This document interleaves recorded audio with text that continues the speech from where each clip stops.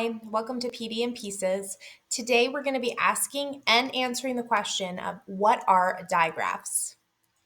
So what is a consonant digraph? I have this graphic that you can grab. It's a little mini poster that my students put in their phonics notebooks because it has a definition, examples, and sounds clearly listed so that kids can understand and you can understand too. What is a consonant digraph?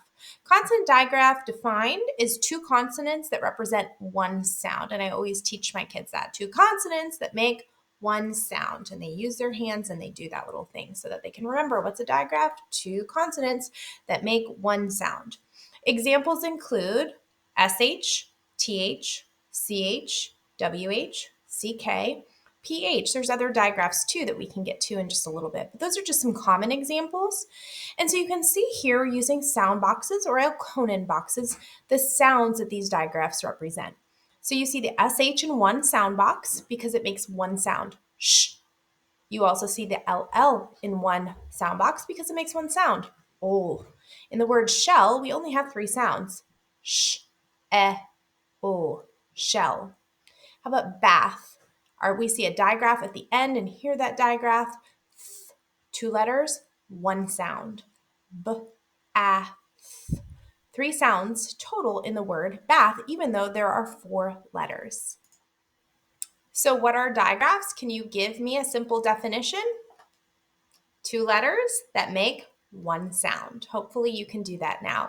A key concept that I want to go over is that the sound of a digraph is very different than the individual sound of its letters. So for example, the sh in shell doesn't sound like s or h alone, right? Together, these two letters create a new sound or a new phoneme.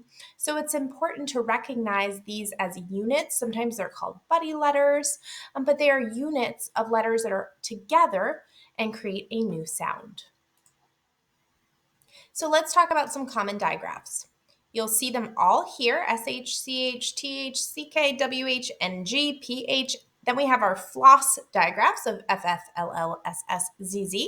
Then we have some common, less common digraphs like KN, SC, GH, GN, MB.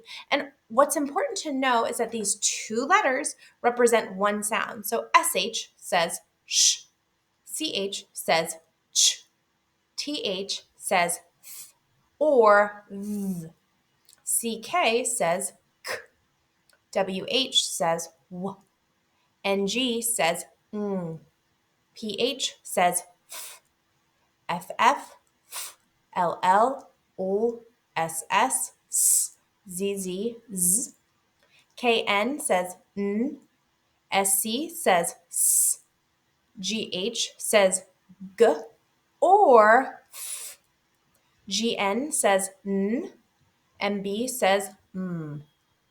I hope that's helpful for you as you recognize common digraphs and less common digraphs. So now let's look at words with digraphs. You'll see on the screen a bunch of words. Each one of these words contain at least one digraph. So I want you to pause the video. And now that you know what a digraph is, I want you to see if you can identify the digraphs within each one of these words. So remember, a digraph is two letters that represent one sound. So pause the video just for a couple seconds, and then come back and check to see if yours matches mine. Go ahead and pause now. And now we're back. Hopefully you're back now, and you can check. Does yours match mine? Have you identified all of the digraphs? Now, why is teaching digraphs important? Just to wrap it up, it's important because recognizing digraphs, it's going to improve decoding and spelling skills. These are such common patterns in English language that your students must know them. One more thing to know is that sometimes vowel teams are called vowel digraphs. For example, AI, I call a vowel team, but many other people refer to this as a vowel digraph. It's two letters that represent one sound. So just be aware that today's lesson is focusing on consonant digraphs, but vowels are also considered digraphs as well when you have two vowel letters that represent one sound.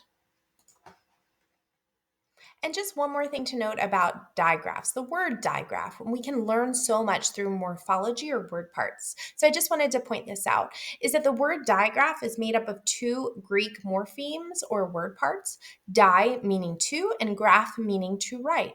So the literal definition of digraph is two writings or two letters or graphemes, right? So this helps us to remember that a digraph is two letters that make one sound.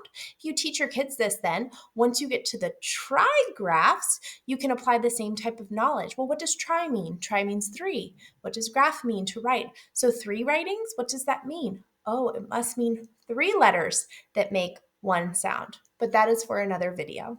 So hopefully you learned a lot and find that fascinating like I do.